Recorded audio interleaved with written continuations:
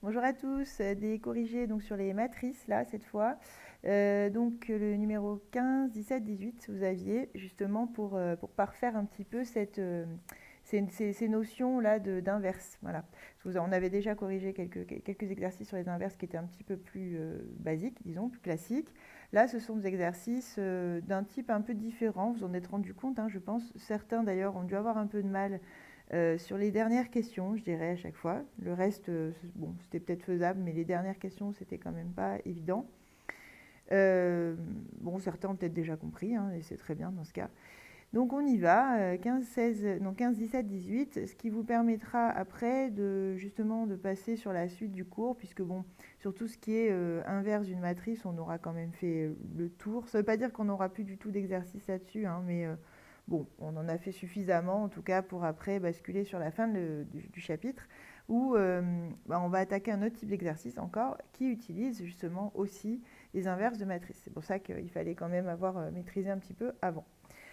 Alors, donc, allons-y. Le numéro 15. Donc, dans le numéro 15, on vous donnait justement une matrice A, une matrice B qui est constituée d'éléments inconnus qu'on a appelés ABCD. Et on vous demande quelque chose d'assez bizarre, mais pourquoi pas. C'est-à-dire qu'on vous dit, bah, admettons qu'on parte de l'égalité A fois B égale 1, 0, 0, 1. Alors justement, c'est la fameuse égalité qui nous permet d'avoir une matrice inverse à la matrice A, ou à la matrice B d'ailleurs. Donc c'est pas anodin si on vous dit ça, évidemment, hein. Bon, on en reparlera après, puisque justement ça va être une des questions qu'on va vous poser après, l'histoire de la matrice inverse. Alors, donc on vous dit en gros qu'on part de cette égalité et qu'on aimerait voir à quoi c'est équivalent. Donc équivalent, ça veut bien dire qu'on passe d'une ligne à l'autre par des opérations élémentaires, hein, qui ne modifient pas l'égalité. Alors justement, je vais remplacer ma matrice A par ce qu'elle vaut, hein, donc avec tous ces éléments. Et l'autre aussi, oui pardon, c'est pas égal, c'est fois. Donc fois ABCD, pareil, et le tout est censé être égal à 1, 0, 0, 1. Donc, tout bêtement, si je fais ce calcul de produit, là, donc le A fois B, de multiplication, donc toujours pareil, hein, les lignes avec les colonnes, etc. Donc, je vais avoir d'abord moins 2A plus 3C. Ça, ce sera donc première ligne, première colonne, c'est pour ça que je l'ai écrit en premier. Ensuite, première ligne avec la deuxième colonne, ça va me donner moins 2B plus 3D. Ensuite, deuxième ligne, première colonne, 4A moins 1C, donc moins C. Et ensuite, deuxième ligne, deuxième colonne, 4B moins D. Et tout ça est censé être égal à 1, 0, 0, 1. Et on a dit en tout début de chapitre que deux matrices sont égales à la seule condition qu'elles aient exactement les mêmes coefficients. Donc ça veut dire que celui qui est en haut à gauche doit être égal à celui qui est en haut à gauche, etc., etc. Donc c'est pour ça que ça va nous donner un espèce de double système en fait.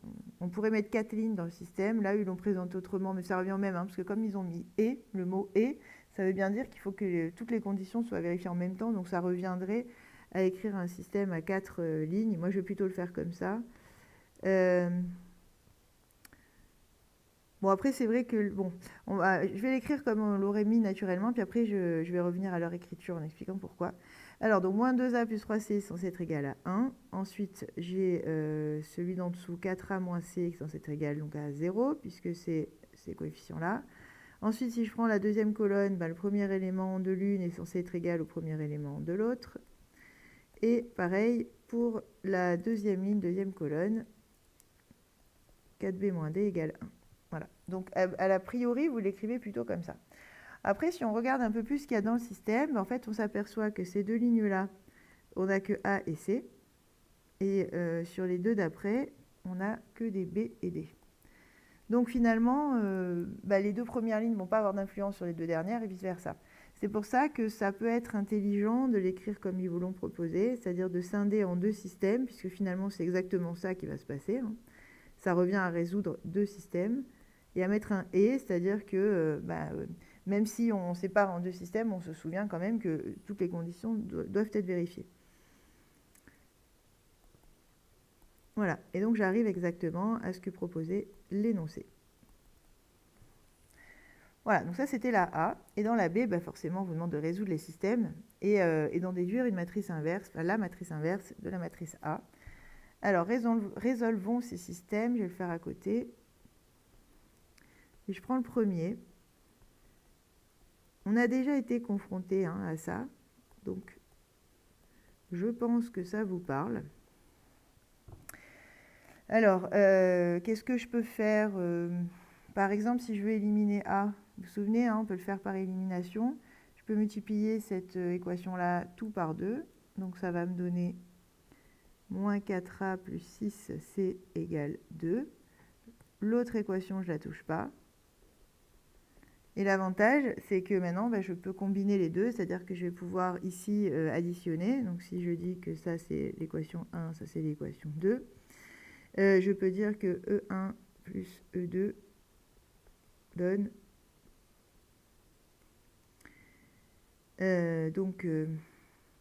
on peut aussi le présenter autrement. Bon, on va s'en tenir à ça. C'est généralement les présentations que vous voyez. Donc, on fait attention, par contre, au fait que ce n'est pas une équivalence quand on écrit ça. C'est-à-dire qu'on transforme, en fait... on se sert des deux lignes pour faire une combinaison, mais on va perdre des conditions. C'est-à-dire que ce que je vais obtenir là, c'est pas équivalent à tout le système. Ça n'est qu'une partie, finalement, des informations. Donc, c'est une implication. C'est-à-dire que s'il y a des solutions, elles vont vérifier forcément ce que je vais écrire là. Ça ne veut pas dire que tout ce que je vais trouver là sera forcément solution. Donc il faut faire quand même attention dans la rédaction. Sinon, il faut à chaque fois réécrire une des lignes du système et sur la deuxième ligne, écrire la combinaison qu'on a trouvée. C'est-à-dire qu'il faut quand même garder une des conditions de départ.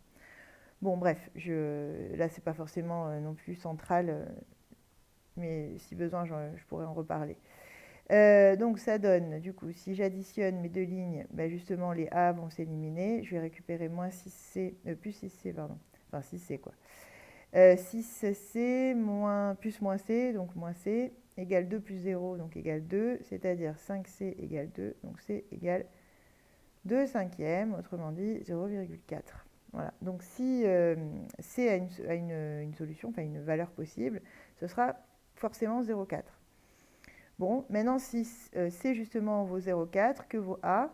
Alors, je peux remplacer, par exemple, dans E1, ou E2, tiens, il va être plus simple, dans E2. 4A moins C égale 0, donc 4A moins 0,4 égale 0, donc A égale 0,4 sur 4, c'est-à-dire 0,1. Donc, si ce système a une solution, ce sera forcément 0,1 pour A et 0,4 pour C. Et après, il faut vérifier si ça fonctionne bien, puisque là, en fait, on a donné une implication, c'est-à-dire que s'il y a une solution, c'est forcément celle-là. Après, il faut voir si elle est quand même bonne. Donc, avant de conclure, vérifiez toujours quand même. Bon, en général, sur des systèmes linéaires comme ça, on n'a pas de surprise, mais sait-on jamais. Donc, quand je remplace A par 0,1 et C par 0,4, vous pourrez vérifier justement la calculatrice, ça fonctionne bien. Dans E2, forcément, puisque c'est celle dont on s'est servi pour déduire A à la fin. Et dans E1, ça fonctionne aussi, puisque moins 4 fois 0,1 plus 6 fois 0,4. Oui, ça fait bien ça, puisque ça fait moins 0,4 plus 2,4, ça fait bien 2. Voilà, donc ça marche bien. Et donc, on peut en déduire que A égale... Donc, conclusion.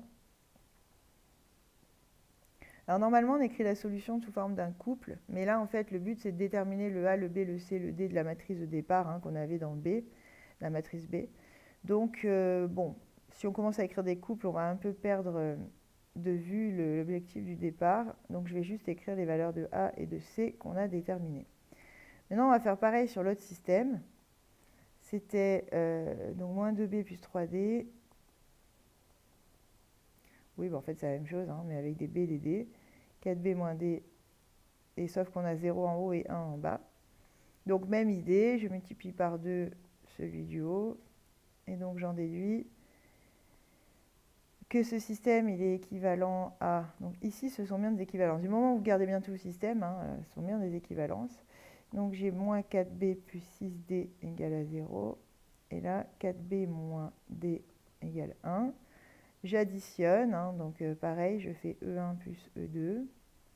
Ça va me donner, les B s'éliminent, il me reste 5D égale 1, là aussi. Ah non, tout à l'heure c'était... Ah oui, voilà, oui, ok, tout à l'heure c'était 2 parce que, oui, Justement, on n'avait pas... oui, oui. Donc là, c'est 1. D vaut 1 cinquième et donc D vaut 0,2. Maintenant, si je remplace dans E2,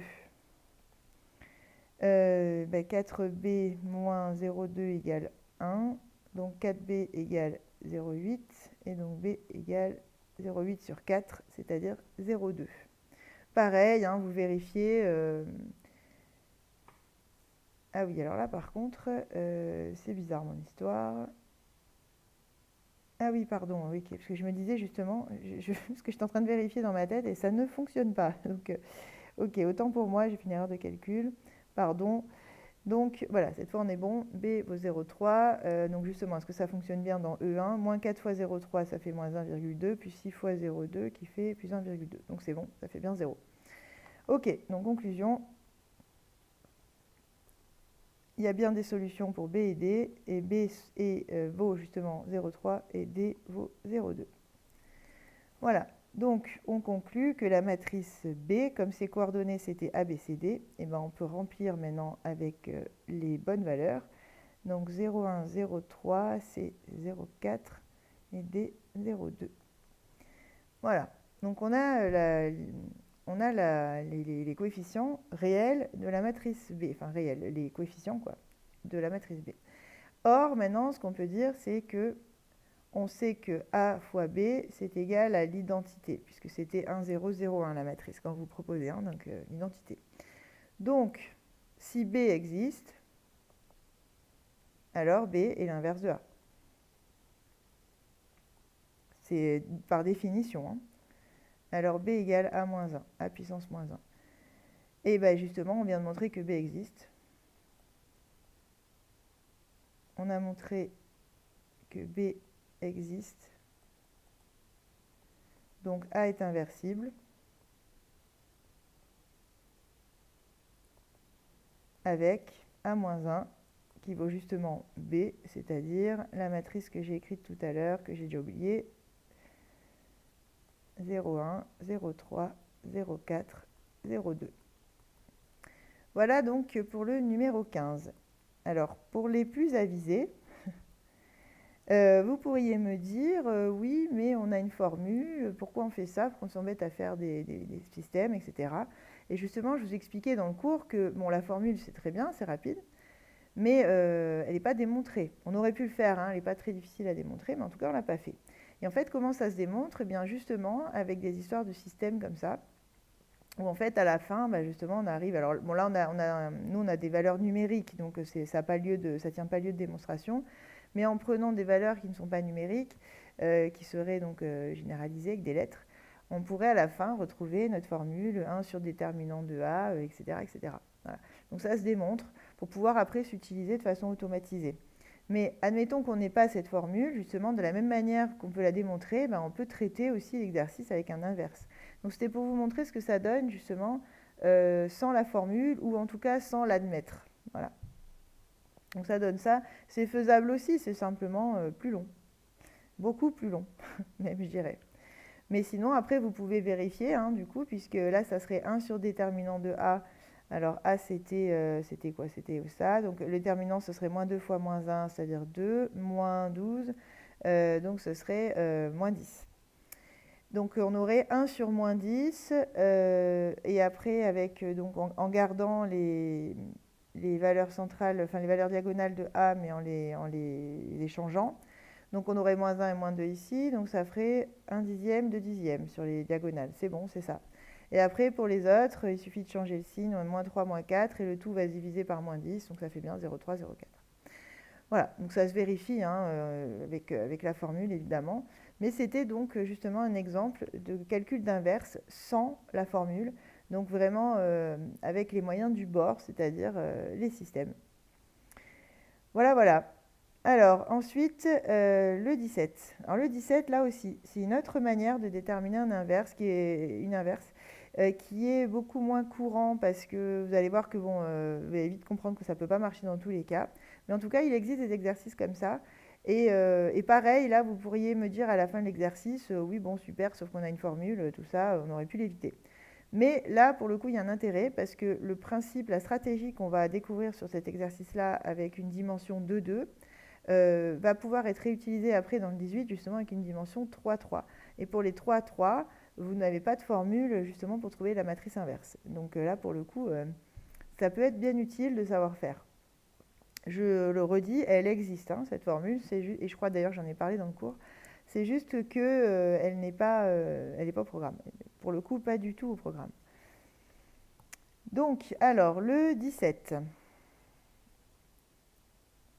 On est toujours sur des matrices de 2, c'est ce que je disais. C'est pour ça que vous pourriez me dire que l'exercice ne sert à rien. Mais en fait, si. Il nous permet de découvrir une autre façon de voir les choses sans avoir la difficulté d'une dimension supérieure. Alors, au début, on vous demande de calculer a fois a moins 2 fois a. Autrement dit, a au carré moins 2 fois a. Bon, ça, on y va, on le fait à la main. Hein. Ça se fait.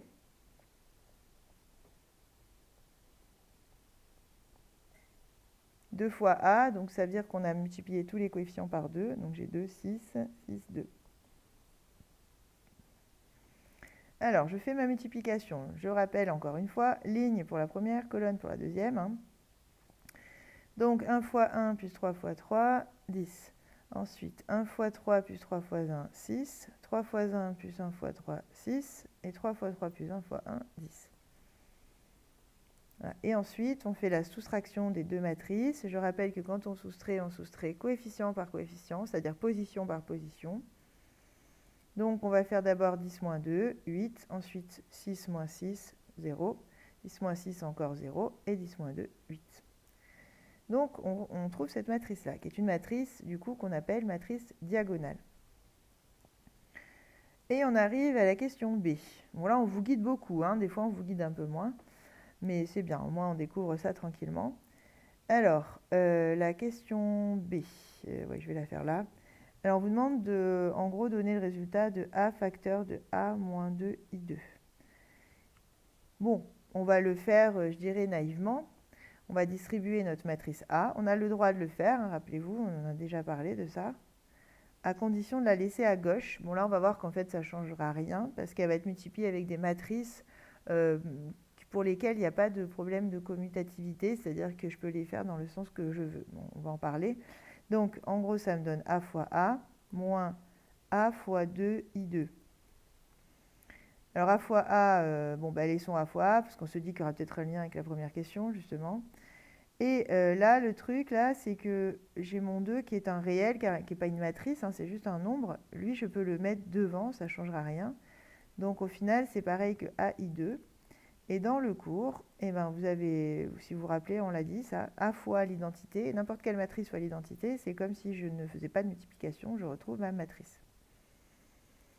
Et donc, comme AA moins 2A, je viens de le calculer, je suis tout à fait capable de dire que ça, c'est la même que 8008, qui en effet est égal à 8I2, puisque c'est 8 fois l'identité d'ordre 2.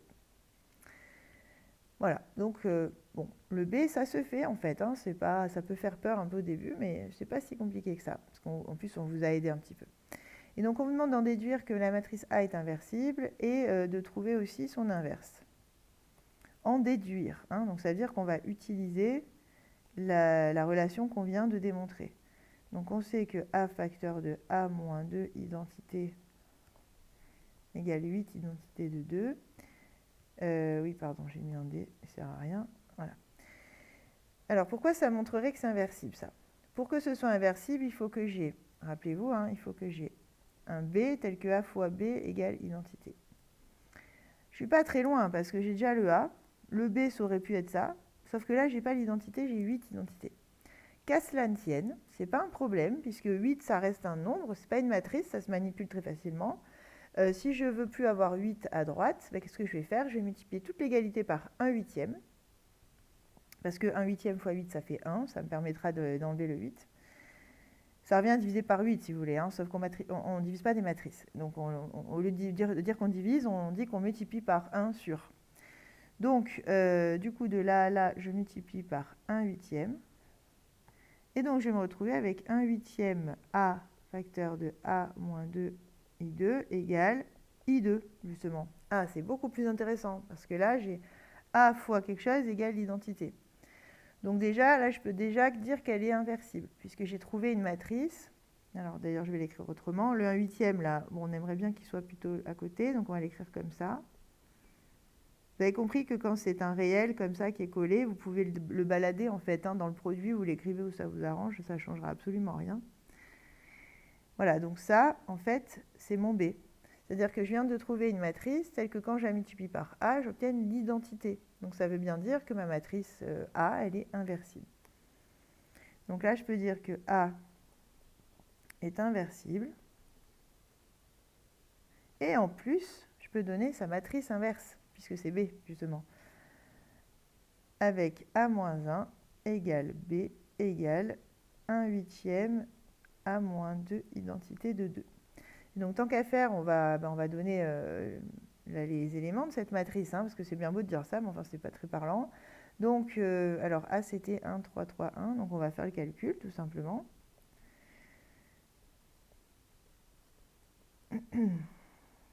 Donc, 2 fois l'identité, c'est 2 fois ça. Bon, c'est pas, ça peut faire peur comme ça, mais en fait, c'est pas très dur à faire comme calcul. Donc, là, 2 fois l'identité, ça va faire donc 2, 0, 0, 2. Et du coup, quand je vais faire la soustraction, ça me fait 1 moins 2.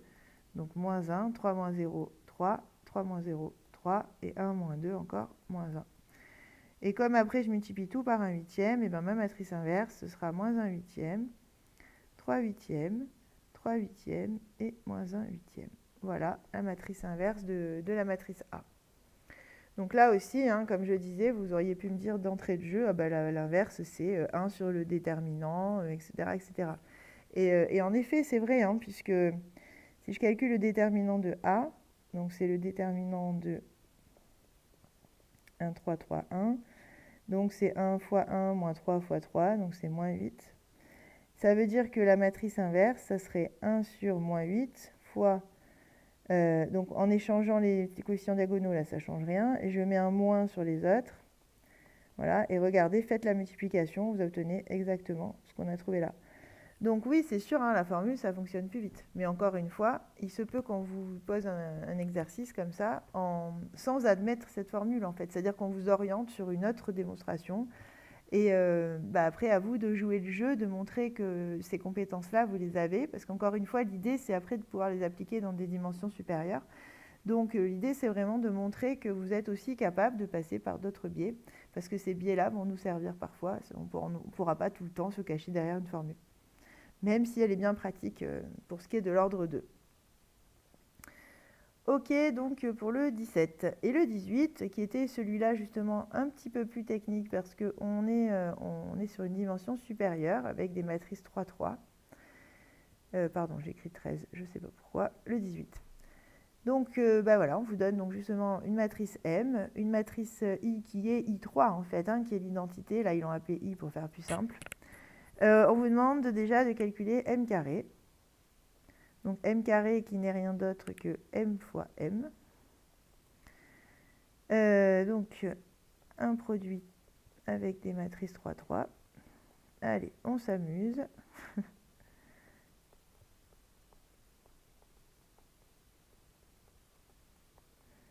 Et donc pareil, ligne, colonne, on y va. Bon, j'espère qu'il y a un peu moins besoin de détails maintenant, surtout que c'est un peu long. Alors 1 fois 1 plus 1 fois 1 plus 1 fois 4, donc ça fait 6. Ensuite 1 fois 1 plus 1 fois moins 1 plus 1 fois 2, ça fait 2.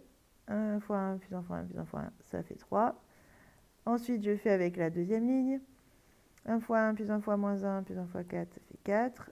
1 fois 1 plus moins 1 fois moins 1, ok, ça fait 4. Ensuite 1 fois 1 plus 1 fois moins 1 plus 1 fois 1, ça fait 1.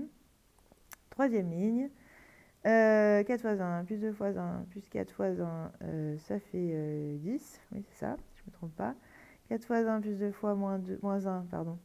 Donc on est à 2, plus 1 fois 2, 4. Donc, si je ne me trompe pas, oui, c'est ça, ça fait 4. Et donc après, 4 plus 2 plus 1, donc 7. Voilà, M carré vaut ça. Très bien. Bon, pas trop où ils veulent nous amener encore, mais ça vient. M au cube, bon, on l'admet. De toute façon, M au cube, vous pouvez aussi le demander à la calculatrice. Donc on vous le donne. Mais si vous aviez voulu le calculer, il suffisait de remultiplier m carré par m. Hein. Et on vous demande de vérifier que m au cube il vaut n carré plus 8m plus 6i. Donc là, évidemment, vous ne partez pas de m au cube, hein, parce qu'il faudrait donc décomposer, ça c'est un peu compliqué. Le plus simple, surtout en termes de rédaction, c'est de partir justement de m carré plus 8m plus 6i et de faire l'addition, tout simplement. C'est quand même plus facile. M carré, on l'a. Du coup, on va voir aussi si j'ai pas fait une erreur de calcul, hein, parce qu'en faisant tout de tête, il ne faut pas être fatigué. Ensuite, 8 fois m, donc m justement, c'est 1, 1, 1, 1 moins 1, 1, 4, 2, 1. Et plus 6i. Alors 6i, c'est le 1, 1, 1 diagonale, hein, qu'on multiplie par 6. Et comme tous les autres, il valait 0, j'ai beau multiplier par 6, ça reste 0. Donc 6i, ça donne ça. Voilà, donc faire la somme de ça. Alors, ce que je vais faire, c'est que je vais déjà additionner la première et la dernière. Et après, comme ça, le 8, je multiplie là. Donc là, je vais additionner ça avec ça déjà. Donc en gros, les zéros vont rien changer. Donc c'est juste à la diagonale qu'on va rajouter 6 en fait à la matrice, la première matrice. Donc ici à la place de 6, je vais avoir 12. 2 et 3, ça ne change pas. Le 4, ça ne change pas. 4, 4 plus 6, 10. 1, il ne change pas. 10, il ne change pas. 4, il ne change pas. Et 7 plus 6, 13. Voilà. Et ensuite, celle-là, donc je fais la multiplication par 8. Alors je vais 8, 8, 8. 8 moins 8, 8. 32, 16 et 8. Ok, et maintenant j'additionne, donc position par position, hein, rappelez-vous. Donc 12 plus 8, ça fait 20. 2 plus 8, ça fait 10. 3 plus 8, ça fait 11. Bon, on n'est pas trop mal pour le m au cube, là. Hein. Regardez, le m au cube, il a sa première ligne 20, 10, 11. Donc bon, ok, pour l'instant ça va. 4 plus 8, 12. 10 moins 8, 2. 1 plus 8, 9. 10 plus 32, 42. 4 plus 16, 20. 13 plus 8, 21. On a exactement retrouvé m au cube. Parfait. Donc on tient une égalité. Comme tout à l'heure, rappelez-vous, dans le 17, on est parti d'une égalité justement entre certaines puissances de la matrice, etc. Enfin, des égalités qui tombent bien. En fait, en gros, on combine les puissances inférieures pour avoir une égalité, enfin une écriture de la puissance supérieure. Là, vous voyez, la puissance 3, on essaie de l'écrire avec des puissances inférieures. Hein. C'est ça l'idée en général qu'on fait. Et donc, on va se servir maintenant de cette relation-là, justement, pour arriver à montrer que M est inversible et trouver aussi sa matrice inverse, sans avoir besoin de formule, ni de la calculatrice, etc. Alors, est-ce que oui, il doit y avoir une autre question. Donc, vérifier qu'on a fait, en déduire que la matrice M est inversible et que... Bon, ok. Voilà. Donc, je vais repartir de l'égalité qu'on a démontrée. Je vais rédiger correctement. On sait que, donc on sait maintenant, puisque maintenant qu'on l'a démontré, on sait que m au cube est égal à m au carré plus 8m plus 6i. Et nous, on voudrait montrer avec ça que m est inversible. C'est-à-dire que m fois quelque chose égale i. Là, le i, je l'ai, mais il est loin d'être tout seul. Donc, ce que je vais faire, c'est que je vais essayer justement de l'isoler à droite, d'avoir égal i, justement. Et puis, je verrai bien à gauche si ça tombe bien, c'est-à-dire si je peux avoir m fois une matrice. Alors, qu'est-ce que je fais? Eh bien, comme pour les autres équations hein, dont vous avez l'habitude, je vais basculer mon n carré, mon 8m, pas de souci de l'autre côté. Il s'agit de soustraction, donc, enfin, soustraction, addition, tout ça, pas de souci, hein, ça se manipule assez facilement sur les matrices. Donc, égal 6i. Et je me retrouve un peu comme tout à l'heure avec les a, hein, rappelez-vous. Hein. Le 6, là, il me dérange. Je voudrais enlever le 6. Donc, qu'est-ce que je vais faire? Je vais multiplier par un sixième. D'ailleurs, avant de multiplier par un sixième, je vais d'abord vous remarquer quelque chose d'autre. C'est que, vous voyez que j'ai m qui est un facteur commun ici. Et comme ce sont que des puissances de m, ça commute. C'est-à-dire que je n'ai pas de souci de sens de multiplication. Donc là, je peux, sans problème, quand c'est écrit comme ça, c'est-à-dire que j'ai qu'une seule matrice qui intervient, dire qu'en gros, je mets m en facteur. Et donc, je vais avoir m facteur de m carré moins m moins 8. Alors attention, on ne met pas juste 8 parce que 8, c'est un nombre et pas une matrice. La matrice là, qui va correspondre au neutre, c'est-à-dire celle qu'on ne voit pas qui est cachée là, c'est I3, puisque, enfin, ou i, là ils l'ont appelé i dans l'exercice. M fois l'identité, on a dit c'est pareil que m. C'est comme dans les nombres, quand vous avez 2 fois 1, si on enlève le 2 dans le facteur, il va rester le 1. Il ne reste pas rien. Là, c'est la même idée. J'enlève donc mon m qui part dans le facteur, il me reste quand même le i. Parce que sinon, je vais avoir un gros souci. C'est-à-dire que sinon, je vais devoir soustraire des matrices avec un nombre. Donc en termes de dimension, c'est mal barré quand même. Voilà, donc ne pas oublier quand on factorise, entre guillemets, parce que ce n'est pas vraiment des factorisations comme on peut l'entendre dans les réels. Mais bon, là, ça revient au même, donc on peut utiliser le même mot. Quand on factorise donc, par une matrice, on n'oublie pas que si jamais il n'y est plus, après, il reste quand même l'identité. Donc, égale 6i. Et maintenant, je vais faire ce que je disais tout à l'heure. Je vais me débarrasser du 6 qui me gêne, puisque moi, je voudrais juste identité. Et donc là, vous voyez que je suis sur une configuration qui est pas mal, parce que je voulais m fois une matrice égale identité. J'y suis presque, il n'y a que le 6 qui dérange. Mais comme on sait quoi en faire, ça ne va pas être un gros problème. Donc, je multiplie par un sixième. Et là, c'est pas mal du tout, parce que j'ai m fois quelque chose égale l'identité. Maintenant, j'ai plus qu'à réécrire les choses dans le bon sens, c'est-à-dire que le 1 sixième, je vais le mettre là où ça m'arrange, comme tout à l'heure.